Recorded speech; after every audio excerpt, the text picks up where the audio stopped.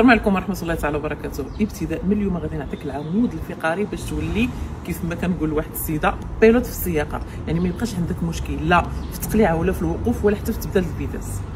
كيف ما داك النهار هضرت لكم على انك خصك تتعرف على لي زوبسيون ديال الطوموبيل انت جالس، يعني الطوموبيل باقي الموتور ساكت حتى دابا، غادي ديروا واحد التيست او واحد التدريب للرجل ديالكم كيفاش غتبقى تحركوها. وقبل ما نوصلوا للتدريب ديال الرجل اللي كنوصي عليه وتنأكد عليه، راه اول خطوه هي الجلسه. الا ما قديتيش الجلسه ديالك راه ما غاديش تقدر تتحكم في الطوموبيل. والجلسه ولا العبار ديال الرجلين، حيت عندنا ثلاثه العبارات، كاين العبار الطوله ديال الرجلين، وكاين العبار باش نشوفوا، وكاين العبار ديال اليدين. دابا اللي غادي نركزوا عليه اليوم العبار ديال الرجلين، كيفاش الرجلين غادي نبقى نحركهم بلا ما يكونوا لا قراب ولا مزيرين ولا بعادين بزاف. الرجل اللي كان انسيستيو عليها ولا اللي كنبازيو عليها باش نشدوا العبار هي الرجل اليسار ماشي اليمين، لان اليمين راه كنستعملوا غير الصبعان، ما كيحتاجوش واحد القوه، كنتكيو على الاكسيلاتور والفران غير بالصبعان.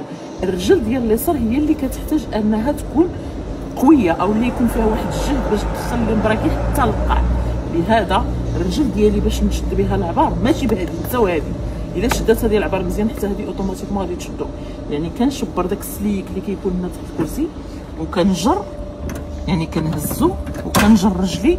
خصني ملي غادي ندفع لومبرياج اول حاجه بعدا الرجل ديالنا خصها ما تكونش مهزوزه، يعني نشد العبار وانا متكيه بالمشطه. حنا كنعرفوا الرجل كاين الصبعان وكاين المشطه وكاين القدم وكاين ديك الخوا، لا القدم والخوان لا، الصبعان لا.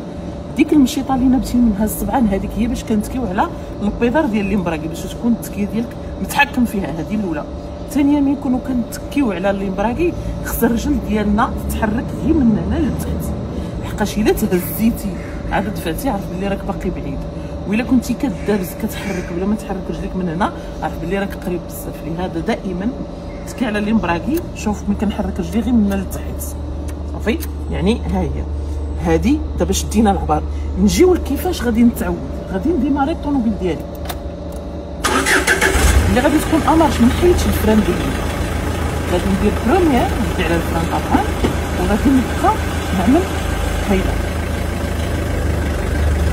شوف غادي نشد كندير الطوموبيل ديالي واحد التيست.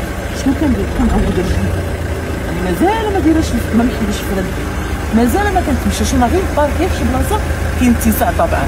غادي نبقى نعلي رجلي مجرد ما يثبت الصوت ديال الموتور كنحيد الفران، كتوصل داك النقطه ديال انني باغا ننطلق كنحس الطوموبيل باغا تحرك. خصني نعود رجلي على هاد البوزيسيون هادي. شوف كيفاش كندير لها هكا، كدير واحد التمرين الرجل ديالك تتولف عليه شويه بشويه باش ماشي الخطا اللي كيديروه الاغلبيه. شنو كيعملوا؟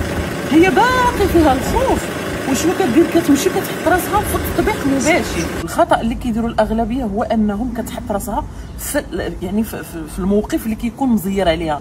انا باقي خاوفانه، خصني نتدرب دائما في بلاصه خاويه. دائما كنوصيكم انا غادي نمشي للطوموبيل مازال ما بغيتش نتحرك، غادي ندير راسي هاد التدريبات من تما ما غادي يبقى عندي حتى شي مشكل. اما ملي كنكون انا خوفانه وكنخرج نيشان باش نصوب، راه واخا نقاد ديك المسائل هذيك كاينه حاجات اخرين اللي باقي غادي نتطرق لها ان شاء الله بعد هذا الفيديو هذا. غادي يجيو فيديوهات متسلسلين كل مره نهضروا على بارتي يعني بالتجزيء، لحقاش ديك التفاصيل هذوك هما الركيزه اللي كتخلي الانسان كيبقى يحيد منه الخوف شويه بشويه.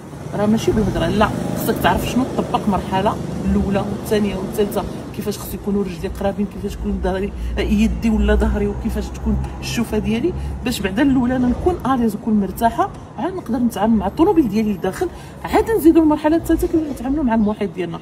يمكنش انا مازال كنترعد بالخوف ونوض ونخرج مقاتله مع الناس اللي على برا ونسى انا راسي راه ماشي مرتاحه لداخل. راه امبوسيبل انني مستحيل انني غادي كما كيقولوا الاخوات الاغلبيه فيا الخوف نورمال غيبقى فيك الخوف.